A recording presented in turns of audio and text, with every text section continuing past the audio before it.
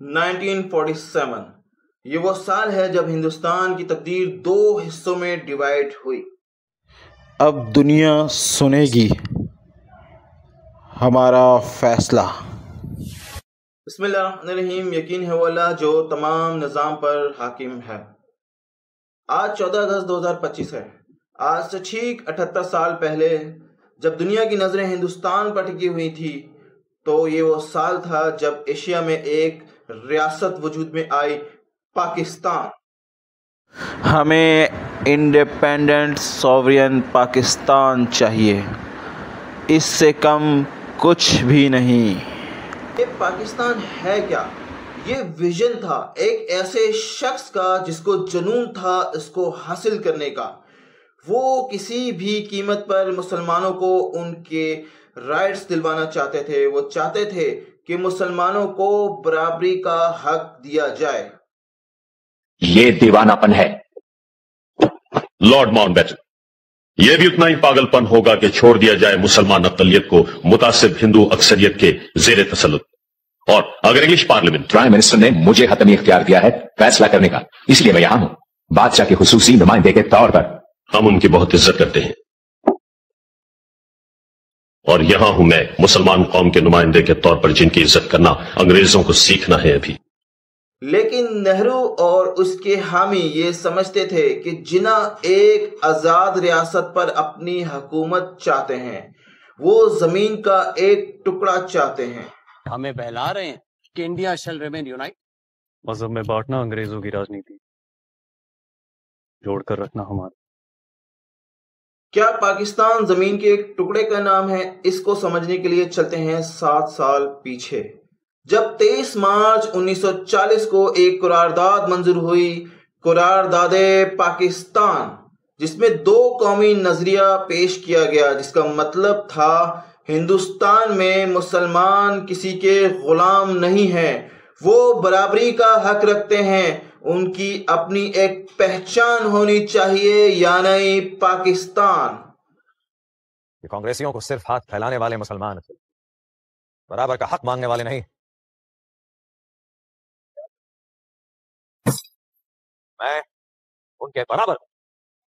نہرو نے کہا تھا کہ جناح سیاسی مقاصد کے لیے ہندوستان کی تقسیم چاہتے ہیں اور ہم ایسا نہیں ہونے دیں گے۔ افسوس کی بات یہ تھی کہ مسلمانوں کی ایک بہت بڑی تعداد نے بھی انہی کا ساتھ دیا۔ قائد اعظم نے کہا تھا کہ جو لوگ آج ہندوستان کے حق میں ہیں وہ اپنی وفاداری ساری زندگی ہندوستان کے ساتھ ثابت کرنے میں لگا دیں گے۔ جو لوگ پاکستان کے خلاف تھے وہ صرف زمین کا ٹکڑا سمجھ رہے تھے اس کو۔ اس لیے پاکستان کو سمجھنے سے پہلے اسلام کو سمجھنا ضروری ہے۔ اسلام انسانوں یا کسی قوم کا بنایا ہوا کلچر نہیں ہے، نہ یہ کسی قوم یا معاشرے کی وراثت ہے۔ اسلام اس کائنات میں نظام کی ترتیب کو کہتے ہیں، وہی نظام جس کو کائنات میں خدا نے ترتیب دیا اور اس نظام کو زمین پر نافذ کرنے کے لیے انسان کو بھیجا گیا۔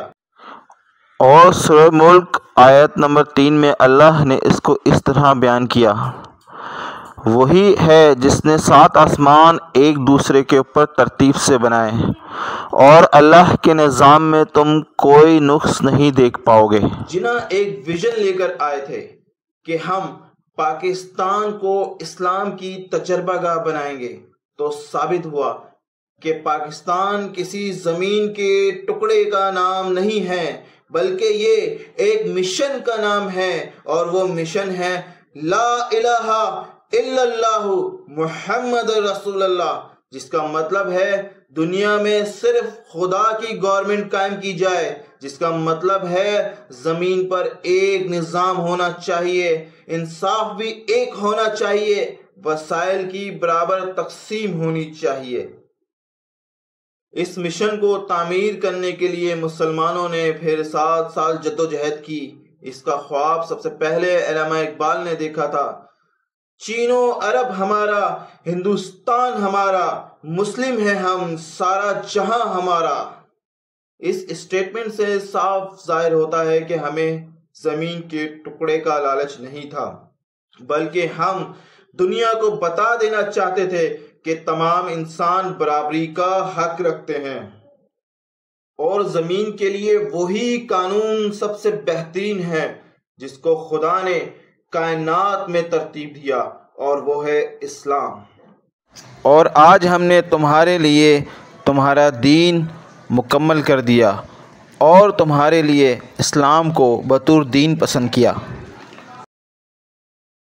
جو پاکستان کے خلاف تھے وہ اس جد و جہد کو کبھی بھی نہ سمجھ پائے، اس لیے ملک کو 2 ٹکڑوں میں تقسیم ہونے سے بچانے کے لیے گاندھی نے جناح کو آفر کی وہ ہندوستان کے پہلے پرائم منسٹر بن جائیں، لیکن جناح نے اس آفر کو ٹھکرا دیا۔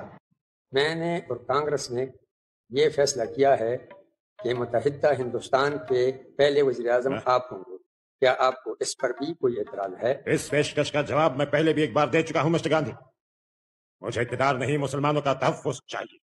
کیا آپ کا وزیر اعظم بننا ہندوستان کے مسلمانوں کے تحفظ کی ضمانت نہیں؟ نہیں مہاتما صاحب، بالکل نہیں۔